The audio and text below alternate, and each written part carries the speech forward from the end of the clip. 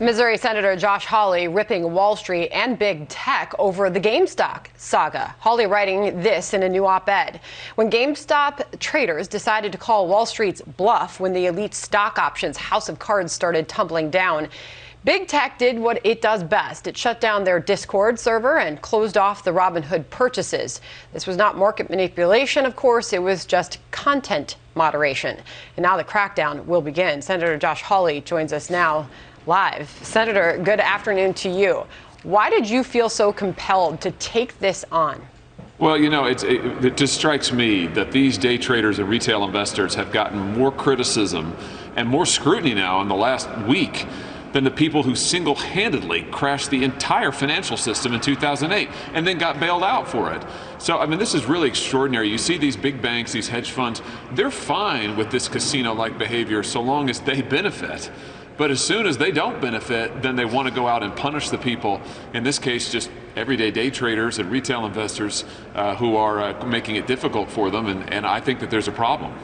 Senator Hawley, yeah, go ahead, John. Go ahead. No, go ahead, Senator. Okay, so Senator Hawley, I'll tell you that there's a lot of different sides to this, a lot of different angles, a lot of different opinions that have come in.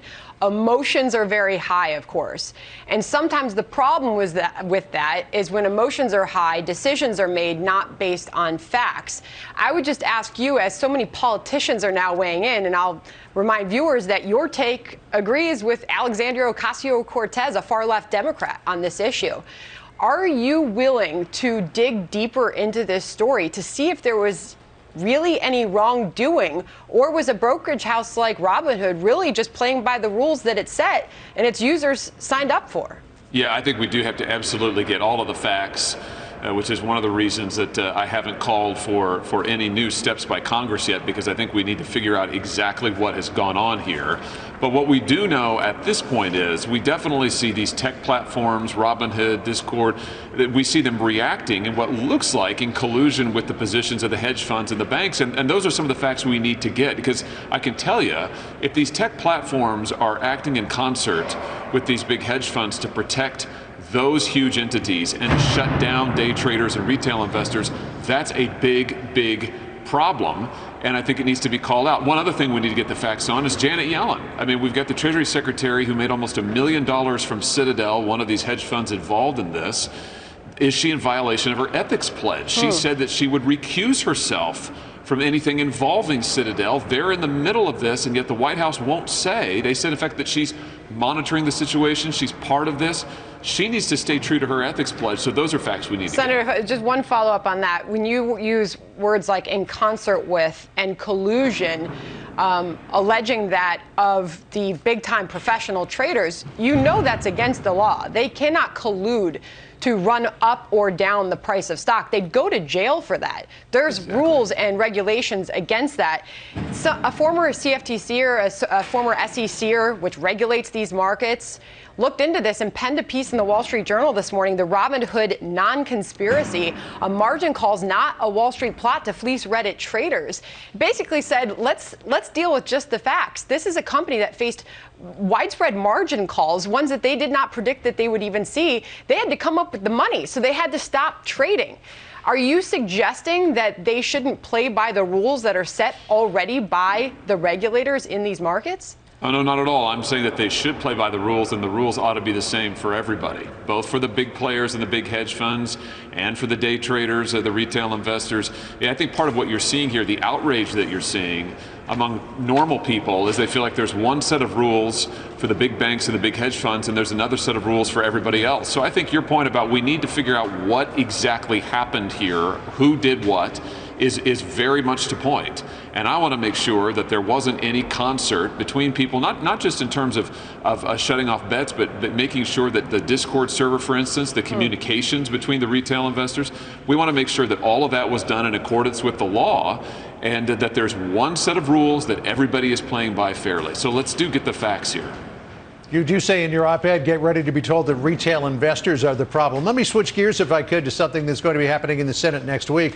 That's the impeachment trial of President Trump. The filing from the House managers and the response from President Trump's legal team were filed today. In his response, the president says it is denied that the 45th president engaged in insurrection or rebellion against the United States. The House managers claiming President Trump summoned, assembled, and incited a violent mob that attacked the Capitol, cost the lives of 3 police officers and 4 other people, threatened the vice president and Congress, and successfully halted the counting of the Electoral College vote. But the president's attorneys, Senator Hawley, also making the point that they believe that this proceeding is unconstitutional. And if memory serves me correctly, you voted aye on Rand Paul's measure that the proceeding was unconstitutional. So does that give us an indication of what the ultimate outcome here is going to be? John, you are correct. You remember correctly. I do believe that this is unconstitutional. I think that the Constitution sets out exhaustively what power the Senate has to try and convict officials. It says that you can try and convict the President of the United States, not an ex-president, not a private citizen. I think that there's no jurisdiction here, to use a legal term. The Senate just doesn't have the authority to try and convict a private citizen. The right remedy, the Constitution makes clear, is criminal proceedings in the criminal justice system. If you think you've got a private citizen who's committed a crime, that person, even if they are an ex-president, can be tried and so forth. But the Senate does not have the power to do that against any private citizen, even if they are an ex-president. So I think the whole thing is unconstitutional. I think it is illegitimate under the Constitution, and I won't support it for those reasons. So 45 Republican senators voted in favor of Rand Paul's measure.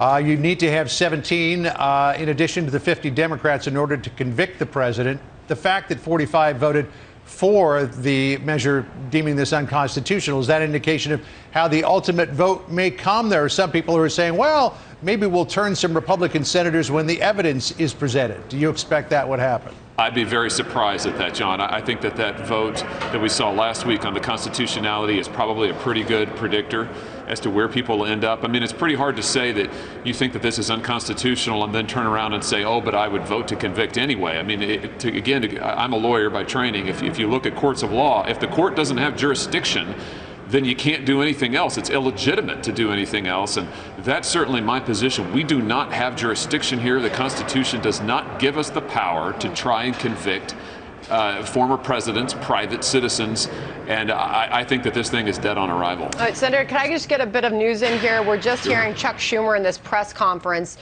says that President Biden spoke on the caucus call for a big, bold package. He's saying that $600 million was too small as we continue to learn more about what is going to get done for those that need help.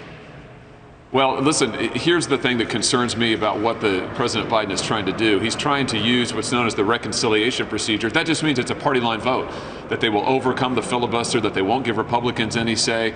This is typical. He talks about unity and healing, but he doesn't want to hear anything from Republicans. He wants them to just be quiet and go along with his agenda, or else to be ostracized. I'll tell you, the other thing that worries me is using this reconciliation procedure they want to puts Medicare at risk, potentially huge Medicare cuts. I am totally 100% opposed to that.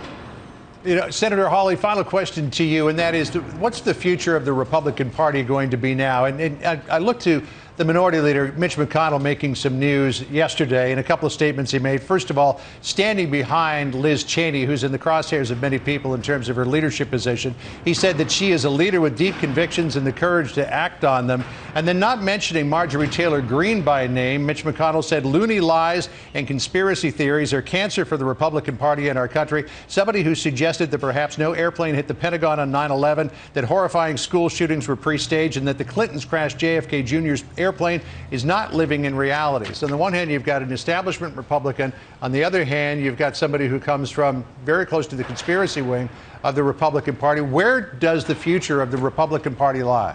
Well, it lies with working class Americans, with the people who built this country.